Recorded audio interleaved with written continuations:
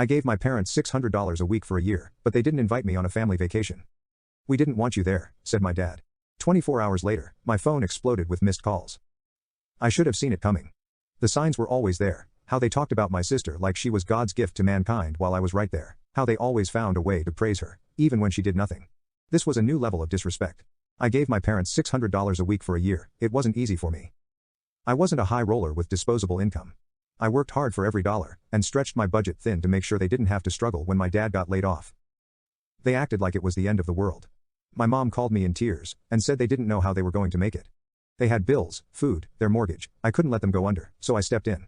At first, it felt good to help, like I was doing something worthwhile. But the more I gave, the more they seemed to expect. If I sent $600, it was soon. Mike, things are tight this week, any chance you could send a little extra? They'd never come right out and say it, but the guilt trip was always there. I checked my account, and I knew it wasn't smart. But I did it anyway because they were my parents, because I thought that's what family did. Meanwhile, my sister Laura was living comfortably in her little bubble. She married a guy with money, which made her a success in my parents' eyes. They never acknowledged that she hadn't worked a day in her life, that her husband's money was the only reason she had it easy. They talked about her like she was a financial genius. She made smart decisions. Mike, you should learn from her smart choices. The only choice she made was to find a guy willing to bankroll her, but sure, let's all pretend she built her life with her own two hands. I never said anything. What was the point? No matter what I did, she was their golden child. I figured as long as she was doing well, I could swallow my pride. Then last week happened. 3 days before, I had invited her over for a cookout, nothing crazy, just some steaks, a few drinks, a nice evening out, my treat.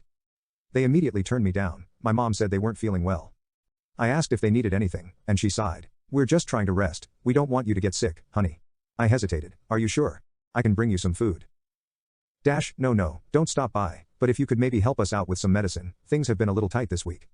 I didn't even think twice. I sent them $200 right away. Thank you, honey, we'll pay you back as soon as we can. That was 3 days ago. The next day, I got a call from my neighbor, Mr. Jenkins. He's an older guy who's always been kind. We talk from time to time, mostly small talk, but this time he mentioned something that made my stomach turn. I just wanted to let you know that I checked on your folks' house and fed their fish while they were gone. I frowned. Gone? Where? Oh, their trip, they should be back soon.